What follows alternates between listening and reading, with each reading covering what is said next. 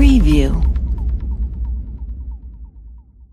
Analysis Opinion. President Donald Trump's administration, just rounding the corner into 200 days of leadership, has fallen short of realizing a key campaign promise, the repeal of Obamacare. Thanks go to Republicans for that failure. Donald Trump may have won the presidency by a landslide, 306 electoral votes to Hillary Clinton's 232, but to hear some in the Republican-dominated Congress tell it, Trump's standing is not with the American people, but rather all in his head. Why don't we have tax reform? Why don't we have Obamacare repeal? Republican leaders in the Senate and House are fond of doing math for the American people, speaking of things like 60 voice majorities and the 216 threshold and so forth. But all that most voters in America know is this: Republicans blamed Barack Obama and the Democratic-controlled Congress for legislative failures for years. So voters gave them a clean sweep of authority in the House, in the Senate and then in the White House. Still, nothing's changed, nothing promised has passed.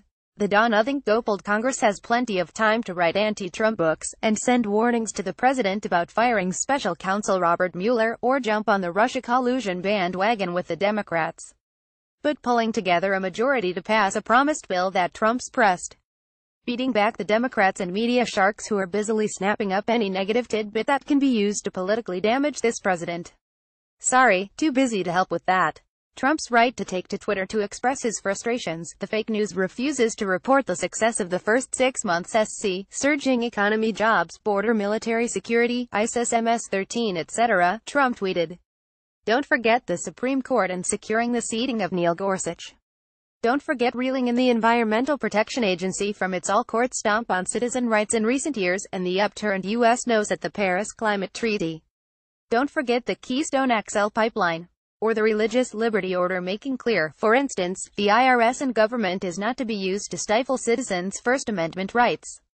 Don't forget the return to rational bathroom policies in local schools and the federal frowning of boys using girls' facilities. Don't forget the return of an America possessed of self-esteem and strength, the booting of the Obama-era shame-faced apology tours and diplomatic groveling. And Republicans in Congress, what have they done again? Well, here's an example. House Republicans express concern with Trump's proposed federal retirement program cuts, ran one government executive headline from late June, over a story about a group of 9 House Republicans recently sending a letter to Speaker Paul Ryan over concerns with proposed spending cuts to federal employees' retirement plans. They're on the job. But apparently, it takes some self-interested issues to get them to act.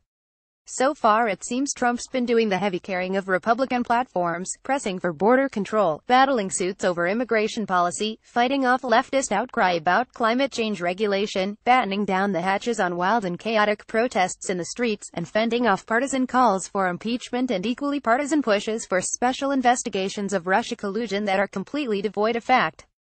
The result of his solo fly.